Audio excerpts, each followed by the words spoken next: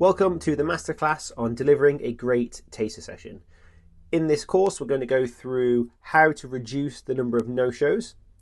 Then we're going to look at how we understand our clients so we can better deliver a good quality taster session. And then finally, we'll finish off with what a great taster session looks like. Let's get started. So how do we reduce no-shows and cancellations? The key is to have some system in place that every single member goes through when they book a free taster session with you. So that would start with a confirmation of booking, ideally via email. In this confirmation, you'd include a PARQ form so you can learn a little bit more about your potential new client, details of what will happen within the session, where you're going to meet that member on the gym floor, so there's no stress or worry about where they need to be when they turn up. Also include a link to your landing page where you would have social proof from previous clients. So this would include before and after photos and also testimonials from those clients. Finally, in this email, you want to have links to your social media. So if that potential client wants to take a look, they can go for your social media and look at what type of personal trainer you are to make sure you're the right fit for them. And then you want to have an appointment reminder email that goes to that client 24 hours before their session. So in this email, you would include a lot of the stuff from the confirmation email again. So if they haven't done the PARQ, send that through again. The details what will happen in the session, where to meet you, and then the links to the landing page and the social media. But also just giving them the option to reschedule if they need to, and the opportunity to ask any questions that they might have before the session. Now I've created templates for both of these emails and they're in the resource section of the classroom. So go on and have a look at those. So these are templates and they're my words. So please use them, edit them to be more specific to you. And I've also included links to MailChimp as well, which is where you can set up your landing page. So the idea of having this system in place is so that the potential client has a professional service from the very first time they meet you. They've also got plenty of opportunities to ask questions and also check you out as a personal trainer to make sure you're right for them before they turn up to their taster session. Now, if you can include both of these emails as well as the landing page social proof into your pre-session system, you should see a reduction in cancellations of those taster sessions. Before we talk about what a great session looks like, we need to talk about how to understand the type of member we're going to be delivering that taster session to. The best way I can do this is to talk about problem and solution awareness. So what I mean by that is your client aware of the problem they're trying to solve, but they don't know how to solve it? So using weight loss as an example, they're aware they need to lose weight, but they don't know how they can lose weight. Or they could be problem and solution aware, so they know they want to lose weight, and they know how to lose weight, but they just need someone to help them put that solution into practice and start moving forward with it. Or you could find that they're neither problem or solution aware. And this is clients that are going through the motions. So they could have been on the same program for 10 years. They've been going to the gym regularly, but don't really have a set goal in mind. Or they may have had a previous goal that they've just met and they're not sure what they want to do next. So they don't know what their problem is and they don't know obviously how to solve it. Now the reason it's important to understand this is because firstly it dictates the type of session you're going to deliver to that member. So if they're fully aware of their problem but they don't know how to solve it, it's clear that you just need to spend time showing them how to solve that problem. But if they're not really sure of what their problem is and they don't know how to solve it, more of that session is going to be spent on fact finding and figuring out what they want to do next, and then putting a few actions in place to help them solve it, just to show them that it's worth spending time with you. Doing this creates a bespoke session and not just a basic template that fits every single member. It shows them that you've listened, it shows them that you're able to adapt to what they need, and it shows them you're able to solve the problem that they have. So why wouldn't they want to work with you? What I've done for you is built a list of questions that you can ask the member to figure out what stage they're at with their problem solution awareness. This is found in the resource section in the classroom. Take a look at the list. Hopefully it inspires you to create your own questions Again, my words out of your mouth aren't going to be as effective, so please take a look at the list, get some inspiration, and then when you're sat talking to that member or even in your par queue, building a few of these questions in just helps you build that picture of that member and what needs to be done within that session. So we've reduced the number of no-shows we have. We've figured out where our members are in terms of their journey. Are they problem or solution aware? So now let's look at what a great taster session would look like. So I would always start off my taster sessions with a 5-minute chat with that member, ideally taking them off the gym floor somewhere that's quiet so we can sit down and talk through a few key points before we move on to the practical part of the session. Now, in this 5-minute conversation, we're looking to find out 3 key things from that member. First of all, it's their goal and why that is their goal. So we would have asked this question in the par queue and maybe another 2 or 3 conversations we've had leading up to the taster session. But really, we're reiterating what that goal is just to make sure we are on the same page and then understanding the emotional connection behind that goal. So what problem are they looking to solve? Why is that their goal? And is there a time frame in mind they want to achieve that goal by? We're then looking to figure out what barriers are going to stop us from achieving that goal moving forward. So have they tried to solve this problem in the past and failed? What stopped them? What barriers got in the way? And are they still a factor now? What do they see as potential barriers moving forward? So this could be linked to their job, their home life, like children, for example, restricting time. So it's having that open conversation just to figure out what will stop them, and then you can start formulating ways that you can overcome those barriers for them. And finally, their trigger to ask for help. So if they've been working on losing weight for 2 or 3 years, and all of a sudden they've now looked into personal training, what has changed? Why did they come to you and ask for help? So it's asking those questions just to figure out what their goal is and why, what barriers are going to stop you moving forward, and why now. The idea of asking these things, it builds a bigger picture of that member and not just what they're looking to achieve, it's why and what's the emotional connection behind it. Again, that dictates the type of session you're going to deliver. So if you've got someone that's talking about losing weight because they're lacking confidence, the last thing you want to do is take that member into the free weights area at a busy time of the day. You probably start them in a more quiet part of the gym, just so you can get them comfortable and help them from that stage, and then over time build their confidence into the free weights area. So it just dictates what you would do with that member on the day. So moving into the practical part of the session.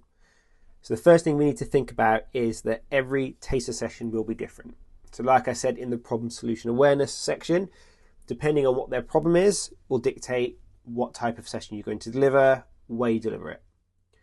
So that client could just be looking to lose weight or build muscle, but also they could have looking for functional movements. They're looking for a fitness test. It could be a specific movement they're looking for you to coach, like deadlifts, or it could be they just need help with nutrition. So going through that system and having that conversation at the start of the taster would dictate the type of session you deliver. So making that session specific to the client is key. We also want to create a comfortable and relaxed environment for that member. So remember that this person is potentially going to be coming back to you at least once a week for a long period of time. So if they don't feel comfortable and relaxed and confident with you on the gym floor, they're very unlikely to book in and continue coming as a client. So although it is important for you to showcase your skills and show them how great you are as a personal trainer, it's also very important that they have fun. It's a comfortable and relaxed environment. So then when you're showcasing your ability to solve the problem, just make sure that it's not all about you. You're not going too ego and showing them how great you are. It still needs to be about them and their problem, and you're doing it in a way that they understand, but also shows them that you know what you're talking about. So it's a very fine line you have to walk. Now I've put together a template for you, which is what a good practical session would look like. So this is based on someone that's looking to lose weight or build muscle as a framework for you to follow. but obviously you may have people that are looking for functional movement screenings or tests, fitness tests. So just use this as a template. Again, it is editable, so you can go in and make changes, use it as a template to follow, and adapt it specific to what you need.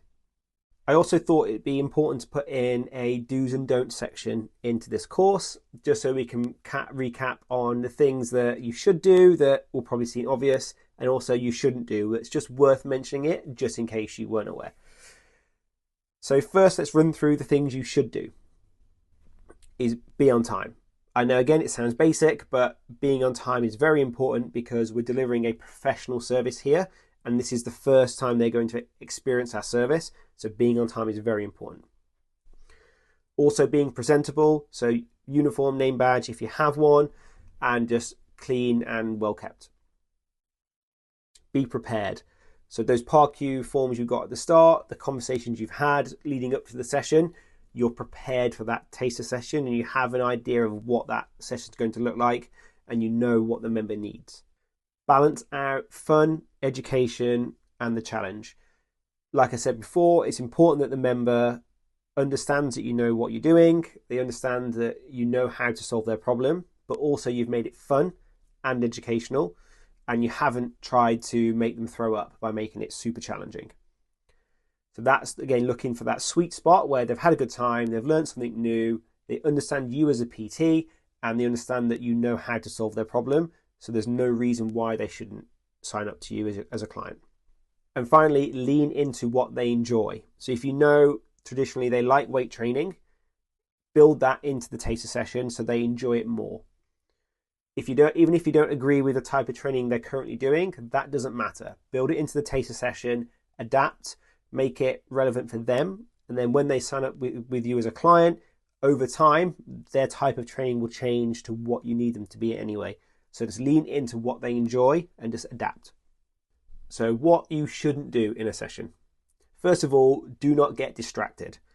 The amount of times I see personal trainers delivering sessions and then they start chatting to other members, other PTs, texting on their phone, all these things.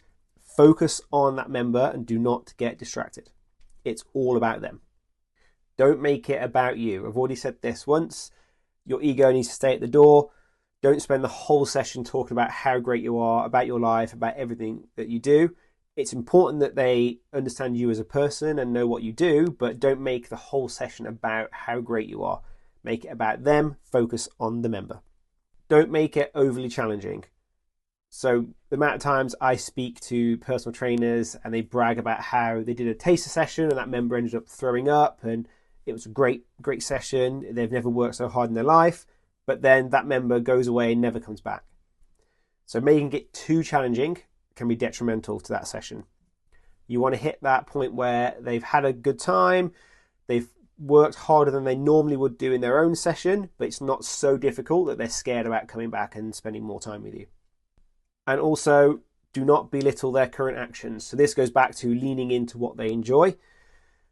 If when you're sat down chatting to that member or you're in the mid-session, they're talking about how they've just taken up running, for example, and you yourself don't like running and you don't do it, and it doesn't really fit with the programming you have, the last thing you want to do is then belittle that action and say, oh, running's no good, don't just completely stop that now and start doing this instead. What you want to do is congratulate them on the effort they've made to start something new. They've done a couch to 5K, whatever it is. Ask them questions about it. Be enthusiastic. Show them that you're on their side and you want to help them, and say more than happy to put that into the programming, and we can figure out how we can make it work with your running if you're enjoying it. So yeah, lean into what they enjoy. Don't belittle what they're currently doing. So let's say you've done all these great things leading up to the end of the session, and that member doesn't sign up. Why didn't they sign up? The first reason may be that you didn't help them understand their problem. So there's no value in working with you if they don't know what their problem is. The second reason may be that you didn't show them you could solve that problem. So again, there's no value in working with you if they don't believe that you can help them. And the final reason could be that you didn't create a comfortable and relaxed environment. They'll be spending at least one session a week with you, and they need to feel confident and comfortable around you and spending that time with you. So if they don't have that, they won't sign up. So what you need to do at the end of every single taster session you do, whether they sign up or not, is review and improve. So using the template I've put into the resource section, you're going to, after every single taster session you do, you're going to look at what went well, what didn't go well, how do I improve for next time. There's the 3 key points you need to look at. Even if they did sign up, why did they sign up? If they didn't sign up, why didn't they sign up? What could I have done differently to maybe change that outcome? So this template is in the resource section. Take a look at it, print a few off and have them ready, and do it as early as possible after that taster session is finished. So just to recap on everything, firstly, look at your pre-session system that those members go through to see if you can reduce the number of no-shows or cancellations you have. Then take time to figure out what your pre-session conversation will look like, so you can figure out what that member's goals are and why, what barriers are going to stop you from achieving those goals moving forward, and also what's triggered them to ask for help now. And then looking at your session as a whole, that practical side of things, making it specific to that member, making it about that member so you focus on what they need and you're not getting distracted, and also you're making it fun, engaging, and a comfortable environment that they want to come back to. And then to finish off, we then review every single taster session to see what went well, what didn't go well, and how we can improve it next time we deliver that taster session. I hope this information has helped, and if you do have any questions or want to pick my brains on anything, please feel free to drop me a message in the school community, and I'll see you next time.